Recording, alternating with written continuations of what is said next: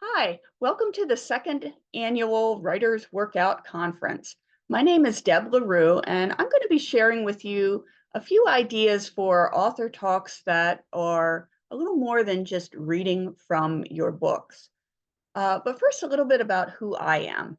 In the real world, I'm a high school English Language Development Aide, which is a fancy way to say that I work with students who are just coming into the country and don't really have a good grasp of the English language yet. So my job involves helping them to learn the language, some conversational skills, academic vocabulary, and then just helping them kind of navigate their classes and their assignments while they're at school. Now, in the writing world, I write paranormal romance under the name Leta Hawk. I currently have 6 books in the Kyrie Carter Supernatural Sleuth series, and I'm working on the 7th and final book in the series as we speak. I've also published a poetry chapbook under my real name, and I've published a couple of short stories, and I've had several pieces accepted into different anthologies through Wild Ink Publishing. You'll get to hear a little bit more from Abigail Wild, the founder of Wild Ink Press, at another point in this conference. So, since my first novel was published a little more than 10 years ago, I've done quite a few promotional activities, both online and in person. And a lot of those activities have actually been readings where I just go and share passages from my book. But I've also had the opportunity to do other events as well. And that's what I'm going to focus on in our talk today. So first, I'm going to give you a little disclaimer or clarification. I'm not going to include tips for readings in my talk today, but that's not because I think readings are a bad thing. As I've said, I've done quite a few readings and I still really enjoy doing those. Those are a lot of fun. And I think they're a great way to get yourself and your books out there into the world. Honestly, for a socially awkward introvert such as I was back then, well, let's be frank here. I still am a socially awkward introvert. But it was a lot easier for me at that point to just kind of get up in front of an audience and be able to just read something that was written right in front of me than it was to, get up and talk about little old me. So those readings were a great springboard to help me get comfortable in my new role as author Leta Hawk. And it helped me to be able to branch out and promote not just my books, but also myself as an author and as a brand, which is another whole topic in itself. So, what I'm going to do in our kind of half hour or so together is throw out some ideas for author talks or events that you can attend that go beyond just reading from your novels. I'll toss out a few ideas of places you can go to promote that you might not have thought of. And then I'll give you some ideas on what to talk about or what to do when you finally get there. So let's get started with some places that might welcome an independent author. So I'm going to open up with the most obvious places, libraries and bookstores, because they both deal with, hello, books, right? So I found that most libraries are fairly supportive of independent authors, especially if it's your local library branch and if you're a regular patron there and they kind of know you when you come in, they might know that you're a writer. And it really does help if you have kind of a working relationship with some of the staff and maybe even the director. Um, you might be a little harder sell if you go to a library miles away and say, "Hey, I'm an author. Can I come in and do an author talk?" Um, but again, if you have the people in your local branch kind of in your corner already, sometimes they can, help get your foot in the door at another library. Um, when I first published my book 10 years ago, my first place that I went to promote it was my hometown library up in the Millersburg, Elizabethville area. And, because they knew who I was, I'd been to the library several times as a patron and I tutored students there. So they said, oh, yeah, hey, we'd love to have you. So that was the first place I went for an author talk / reading.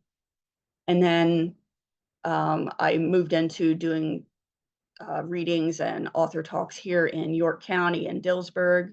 And I also was able to hit some of the Cumberland County libraries as well. Now, when I started books 2 and 3 in the series, I kind of moved the setting of those books from York County up into Clinton County. So I wanted to kind of get up there into Clinton County to promote them since, hey, that'll be perfect, wouldn't it? But I didn't know the librarians up there. So I had a mutual friend that I had gone to college with, and he was friends with the librarian in Lock Haven, who he's also a historian. So, hey, research. So that was great. And he put me in touch with this librarian, and he saw, oh, wow, that'd be great. We'd love to have you up here for an author reading or a talk or whatever. So I went up there and I promoted books 2 and 3, and I've done a couple more appearances there since then. And then, since I had that foot in the door in the Lock Haven library, that librarian then talked to the librarian in Renova, where books 4, 5, 6, and 7 are going to be set. And he got me in there for a reading and an author talk as well. So, just don't be afraid to use your contacts and don't be afraid to reach out, and just try to get your foot in the door in different places, different libraries. It's a really great place to start off with your books. Now, bookstores, they can be a little trickier. So your bigger chain bookstores like Barnes and Noble and Books A Million, whatever the other ones are, they can be a bit harder, although not impossible, to get into because they tend to have their own guidelines for visiting authors. And since I'm not familiar with all the ins and outs of that, I'm not going to get into that here. But smaller, more independent type bookstores are probably a better bet for you as an independent author. Especially if they happen to specialize in the genre you write in. Now, for example, I write in paranormal mystery, and I'm also working on a cozy mystery right now. In Mechanicsburg, Pennsylvania, there is a bookstore called the Mechanicsburg Mystery Bookshop. As its name implies, that bookstore specializes only in mystery novels. Just every type of mystery you can think of, they will carry. So naturally, they've been very welcoming as far as both carrying the books in my series and kind of inviting me to the various events that they hold throughout the year. So again, whatever your genre is, if you write romance or fantasy, whatever, hop on Google and just kind of look for bookstores around your area, independent bookstores, and see if some of them maybe specialize in your particular genre, or if they have events throughout the year that focus on your fantasy or romance or whatever. Okay, so as I said, libraries and bookstores are probably the most obvious places you're going to think of to promote your book. But what other places can you consider? There's a lot of places out there. So if you're willing to take some risks and really work hard at marketing yourself, you can find lots of places in your community and even beyond that you can go to promote your books. So let's look at a few of those places. First place would be things like cafes, coffee shops, tea rooms, anything in that kind of umbrella. Now, these places, they're fairly welcoming to independent authors, at least in my experience. But the thing with those places are they're most often fairly small and kind of tight quarters. So obviously, they're not going to work for something structured like a reading or a formal author talk. But most of the shops that I'm familiar with, are very welcoming to have you just come in and pick a corner, set up a table in the corner, you have your books there, and just kind of be there and interact with patrons as they come in and buy their coffee, their tea, their cocoa, their scones, whatever the particular shop sells. And it's an informal way to just kind of get yourself out there a little bit and you just have fun chatting with the customers as they come in. In addition, a lot of these places have maybe an outdoor seating area or a patio that's a little bit out of the main traffic area, so you're not kind of in the way. Um, and even then, you can sit in those places, and they'll pass by you as they're coming in and say, "Oh, who's this sitting here?" And they might stop and chat a little bit. And again, it's just a great way to put yourself out there a little bit. Now, as an added bonus, if you happen to get in there and there's a lull in business that nobody's really coming in or whatever, you can grab yourself a cup of coffee or tea or whatever you like and maybe get a little writing done. Okay, the next place we're going to talk about, so that's coffee shops and cafes and such. So what about other shops and businesses in your community or beyond? So don't limit yourself. Just look around your community or the surrounding towns and see if there are other businesses that might welcome a visiting author. Again, I write paranormal mystery and I also live fairly close to Gettysburg. So obviously there's a lot of ghost tour places there, places that talk about ghosts and hauntings. So that's some things I've looked into. There are a number of ghost tour places that do host local authors who write any kind of paranormal themed books. This past May, I had like the highlight of my 2024. One of the ghost tour places actually hosted Brian Cano. He's been on Haunted Collector and Paranormal Caught on Camera. And, they had him there signing his paranormal memoir. So that was a big thrill for me was meeting him because he's kind of been an inspiration into the things that I write. And he sat there, he signed his books, he chatted with people that came in, gave a little advice to aspiring authors. And later that night, he led a ghost tour. So if you can team up with any type of businesses like that, that would be great. Let's look at some other genres. If you write something like rock star romance, is there a music store in your town? Maybe like a record store, things like that, or even a shop that sells musical instruments. Some of them would jump at the chance to have, an author that writes about this kind of stuff just come in and, again, sit maybe in a corner with your books and just chat with people as they come in. And, it's an added bonus if you play an instrument yourself. You can chat with people about that. And some other ideas for these kind of community spots are um, bakeries, family-owned bakeries, local wineries, orchards that have gift shops on site. We have an orchard here close to Dillsburg, and they have events every summer. They have a blueberry festival, peach festival, and strawberry festival. And they have vendors come in and local authors come in there and set up and they sell their books, they chat with people, that kind of thing. Some other places, if you write children's books, look into local daycares or preschools. Sometimes they'll let you come in and read to the kids, read your book to the kids. They might let you set up when their parents are coming to pick up their kids and they can chat with the parents as well. And don't be afraid to think outside the box. I have an author friend who writes cozy mysteries, and all of her books are set in Mechanicsburg, Pennsylvania. And she's actually friends with the person who owns the funeral home in town. Now, you might think, what person in their right mind would set up an author talk in a funeral home? Well, she doesn't actually set up there in the funeral home, but this place has right next door one of those community hall type places, and they host funeral luncheons there, obviously. But they also do community meals or other community events throughout the year. So sometimes she sets up in there when there are events. So it's kind of really out of the box. I thought it was kind of off the wall, but hey, it works for her. So again, don't be afraid to think outside the box.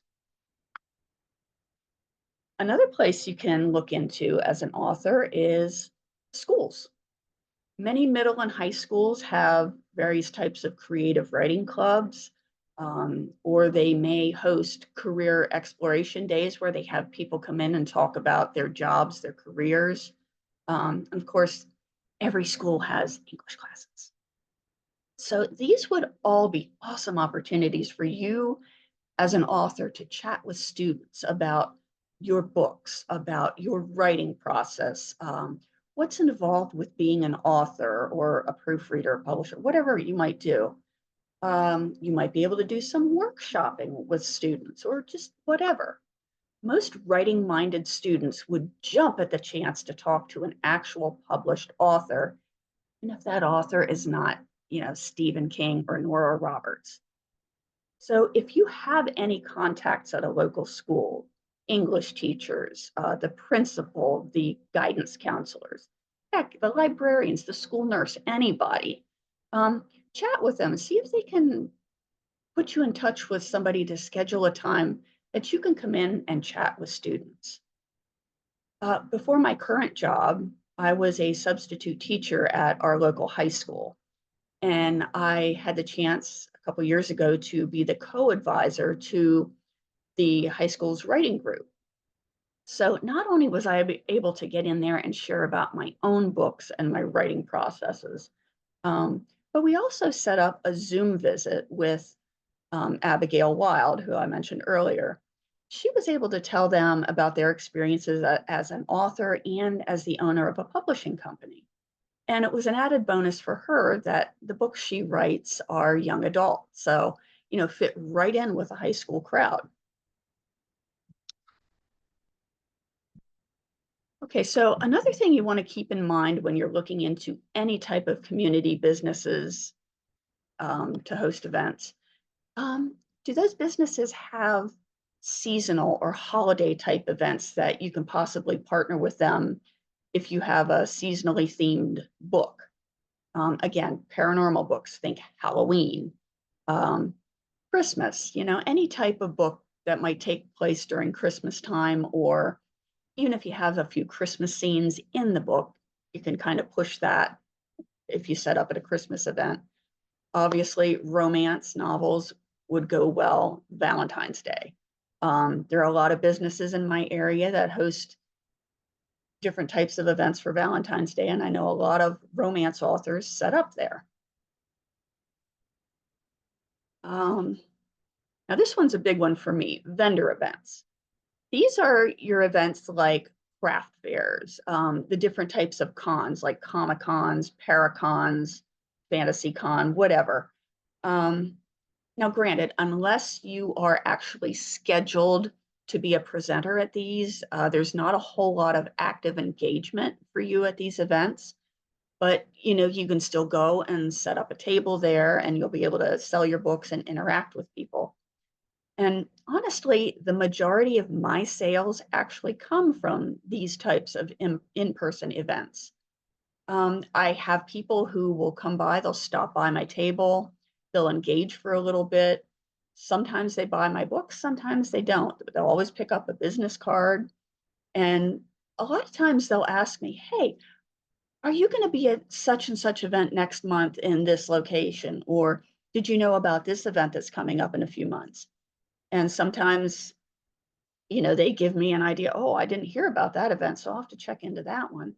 But a lot of times they say, if you're going to be at this event, I'd like to bring my family member, my friend, and let them check out your books because this is right up their alley.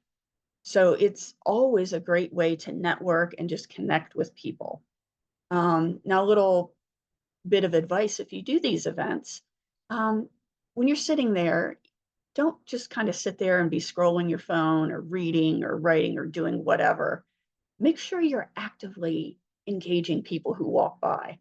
I always make it a point to kind of greet the people as they're going by. Anybody that gives me even the slightest eye contact, I'll say, hey, how you doing? Are you enjoying the event? And sometimes that prompts them to just kind of pause and take a look at my table and chat with me a little bit. So you always want to be actively engaging. Another little piece of advice, decorate your table, make it a fun looking table.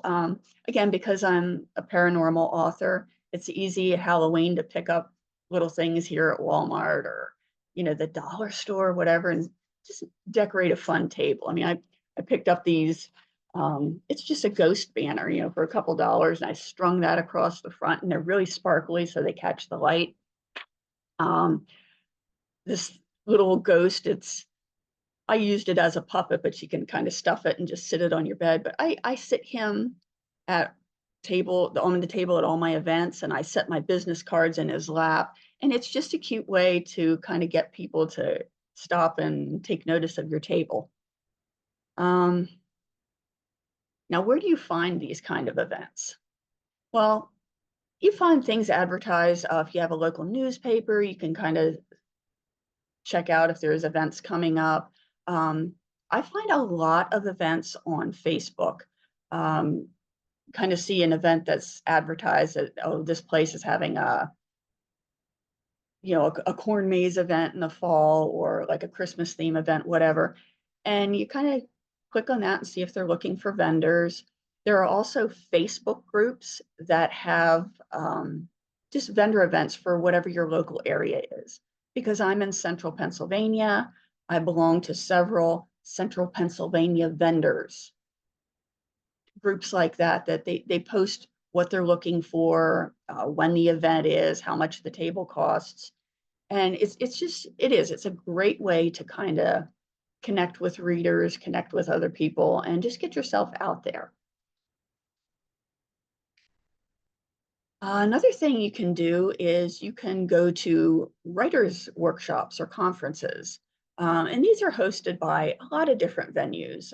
Again, libraries, bookstores often have them, but also universities, local arts collectives. I've even seen some hosted by churches. So authors who participate in these types of events often have the chance to be in panel discussions where you're talking with other authors about certain topics. You might have a chance to host a workshop session to, if you write poetry or if you write romance or spooky stories, whatever. You can kind of help people to write their own. You can host your own discussion topic in some area of expertise that you might have. And of course, you can set up a book table as well. Now, granted, these events are usually geared more towards other writers than they are towards readers, but hey, writers are also readers, right? Or they should be anyway. So besides, you never know who might be in attendance at one of these things that can open other doors for you. It's a great place to network. One last thing I want to mention as far as where you can go to, kind of promote, look into maybe opportunities to be on TV or on the radio or podcasts. Granted, those are not in person, but there's still a way you can kind of get out and promote yourself. We have a local TV station in my area. It's over in Harrisburg, and they host a local show called Good Day PA. And it's just like a half-hour talk show where they talk about different things that are significant in the local area. And they have a segment at least every other day for authors, local authors. And I did promote book 3, The Witch of Willow Lake, on a Halloween episode. So it's a great way to kind of reach people that you might not otherwise reach. And again, radio, I don't know how many radio stations actually interview people anymore. Podcasts are kind of a big thing right now. So, check out on your social media, on Facebook, on Threads. That's a great place to look. Instagram, see if you can find people that do reader or writer type podcasts. Okay, so those are some places that you can go to promote your books, your works. Now, the $64,000 question is, what do I talk about when I snag one of these events? So obviously, one of the things you can talk about is your writing process. Now, obviously, you're not going to say, oh, this is how to outline a novel. You're not going to talk about your daily routine. I start writing at 7 o'clock every morning and write until 10, and then I do that. No, not anything like that. Not whether you're a plotter or a pantser. So your readers don't really want to hear about those things. It's good if you're talking to a writer's group. But readers kind of want to know, hey, what inspired you to write this book? They want to know where you get your ideas from. Interesting tidbits you found while you were researching for your novel.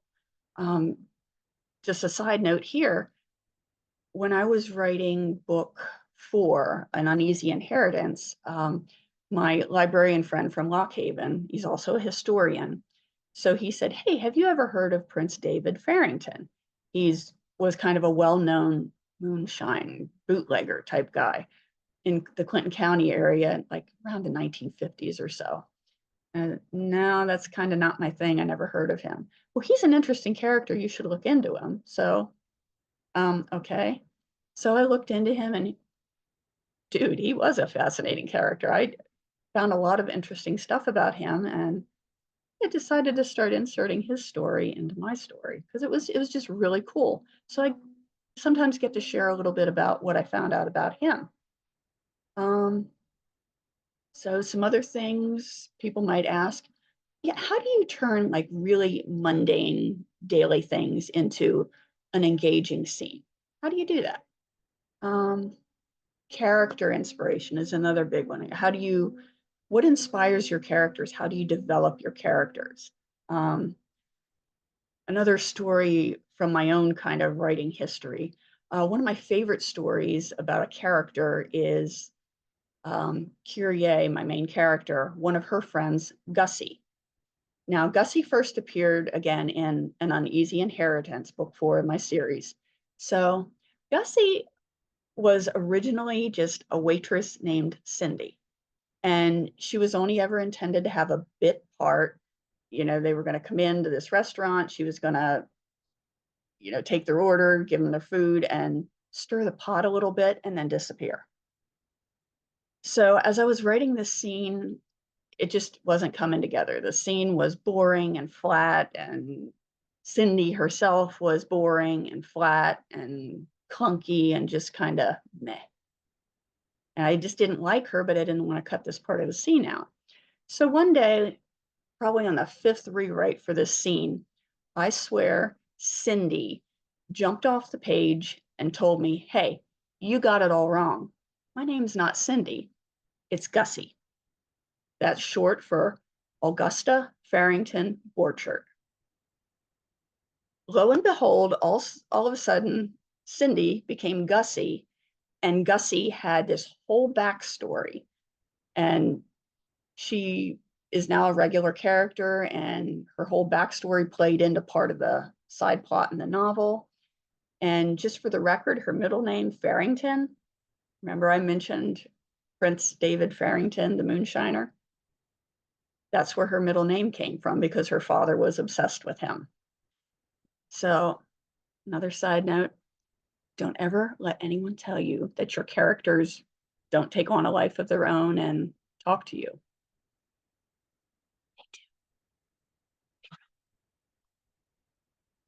Another thing you can talk about is music playlists. Hey, almost everybody likes music, right?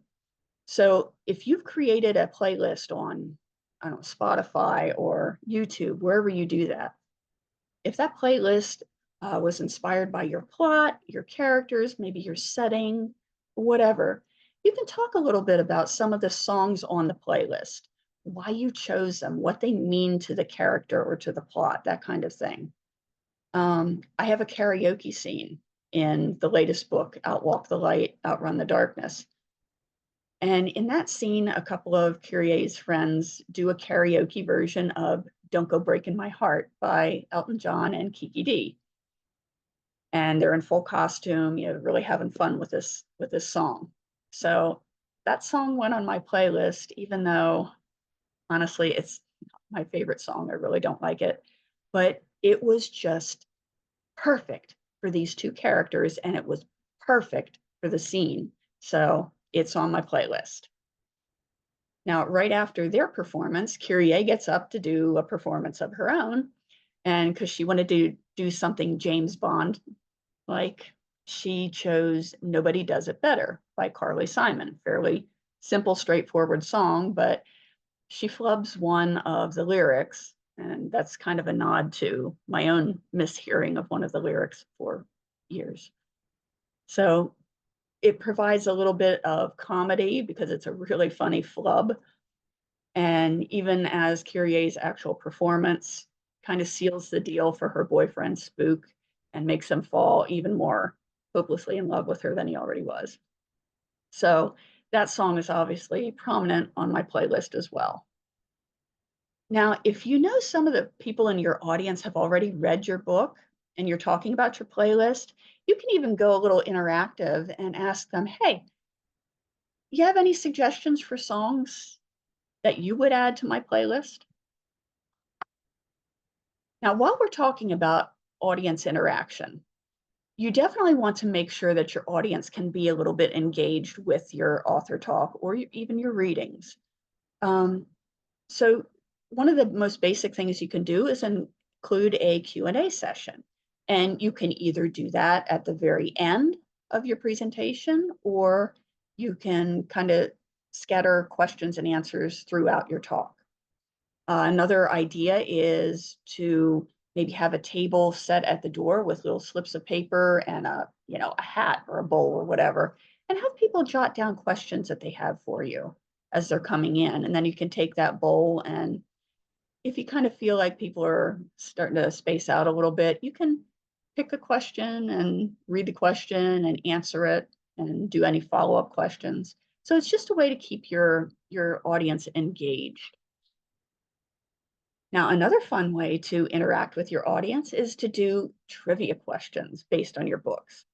If you're releasing your second, your third, or beyond book in your series, and you know a good number of people in the audience in attendance have read your previous books, you can do a little trivia contest, again, either at the very end of your talk, or you can scatter those questions throughout.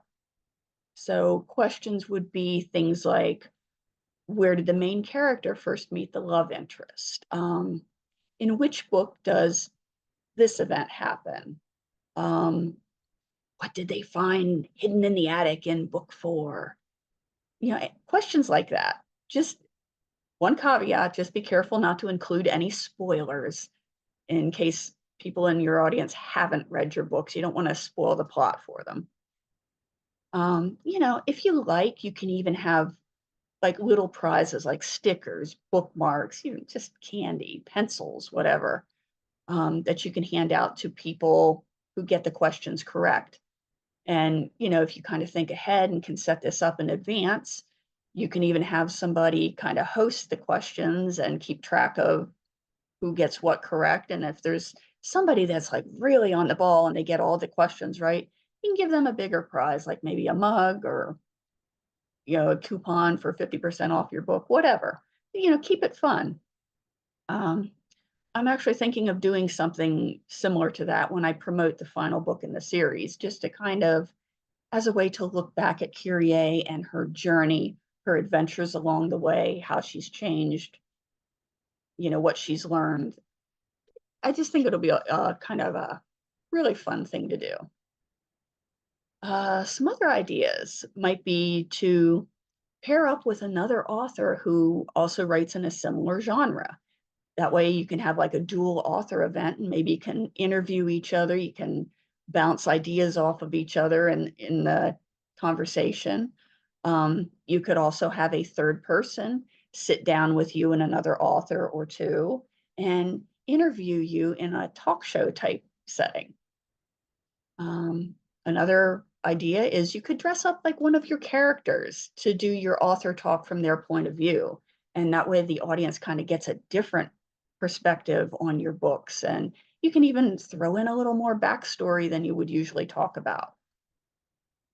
So there you have it. There's some ideas of places you can go, things you can do to get yourself out there and promote yourself and your books.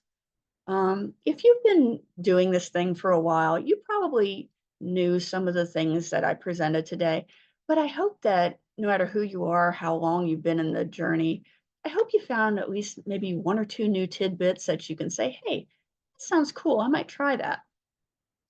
So, just some things to keep in mind as you're promoting your books or your brand. Really, you're only limited by your imagination and your willingness to get out there, your ambition. So, just a few closing points. Don't be afraid to think outside the box and maybe do something that other people haven't heard of. Especially, don't be afraid to step outside your comfort zone and try something brand new. Be open to places and events you might never have considered before. And don't be afraid to use your contacts, your friends, your family, people you work with, people you see in the community to help you find events or venues or, just again, places you can get out there and talk about yourself and your books. Most important bit of advice I have, though, get out there, have fun, and really enjoy the journey because this can be so much fun. And I'm having a blast. 10 years in, and it gets better and better and more fun. So thanks for stopping by. And don't be afraid to reach out if you have any questions or suggestions, and enjoy the rest of the conference.